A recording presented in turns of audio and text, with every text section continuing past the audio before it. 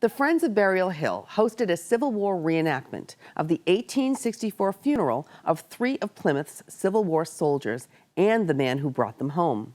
Return of the Dead featured several community groups, including the Massachusetts Volunteer Infantry Recreated and the Standish Guards Drum and Bugle Corps.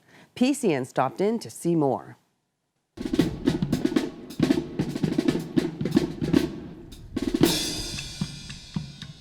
Well, the Friends of Burial Hill organized in 2010 to aid in the preservation of Burial Hill, to conserve its grave markers, to interpret the history of those interred, and to raise awareness through education and events such as what we're putting on today, the Return of the Dead, a Civil War reenactment of a funeral that occurred here in Plymouth on Burial Hill, October 21st, 1864.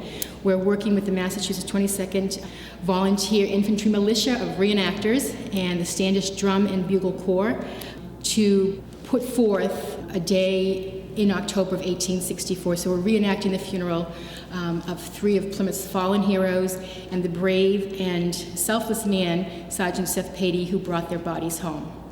Okay, I will be speaking about Sergeant Thomas Hayden. He was born in Quincy, but he did serve in the Civil War. He did die of malaria, though, in Kentucky. He is buried up here in Burial Hill. Actually, his wife is buried right beside him also. She never did remarry after Thomas died, and she did die in 1916, and she is buried right beside him also.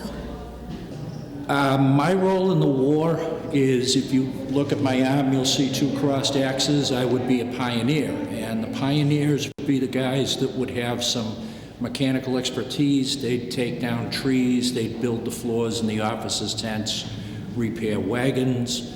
A lot of times they would have to go out under fire and take down trees for the artillery, unarmed, under the protection of the snipers. It was considered to be an honor to be a pioneer. Pioneers basically did a lot of the bulwark during the war, but each regiment was dedicated to give 2 pioneers, so there would be a 100-man company of pioneers with each regiment. As a reenactor, I got into this about 5 years ago, just at the start of the 150th cycle. I figured I'd try it out. I got hooked, I enjoyed it. It's a lot of fun for me. I enjoy the living history part of it. I enjoy going to the reenactments and actually seeing the enemy come up towards me and wondering, is this the same thing that these guys faced 150 years ago? And mostly I enjoy the camaraderie of the camp at night and the campfire and the people I'm with. It's just a lot of fun. It's a lot of relaxation.